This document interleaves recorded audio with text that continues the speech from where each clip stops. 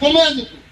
অর্থাৎ ওই যে সভা শোনার সময় অনেক বক্তা এবং শ্রোতারা নদী পার হয়ে আসতে বা খাল পার হয়ে আসতে আসা সভা শুনে যা শুনে দাদা আর নাতি পার হয়ে যাতে ওই সভাতে ওয়াজ করেছিল যে হাঁটুর উপরে কাপড় তোলা যাবে না, অর্থাৎ কাঁচা মারা যাবে না।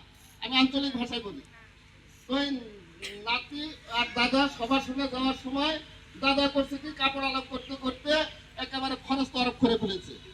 তো এই নাতি বলছে, এ দাদা তুমি কি শুনে আসলে, সবাই কি শুনলা, কেবলই ওয়াজ শুনলে যে আহ, আহ, হাঁটুর উপরে কাপড় তোলা যাবে না, তুমি তো কাপড় একেবারে ইয়ে করো, তাহলে তোমার ওয়াজ শোনার কোনো লাভ হলো না।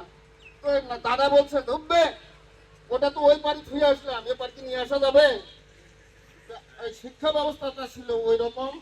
তো এখন এই যমুনা সেতু হওয়ার পরে আরো বিভিন্ন যোগাযোগ ব্যবস্থা হওয়ার পরে শিক্ষা ব্যবস্থা মানে পর্যায়ক্রমে আস্তে আস্তে আস্তে আস্তে এখন বর্তমানে এমনই অবস্থা হয়েছে, এমনই সুন্দর সুযোগ আমরা পাচ্ছি যে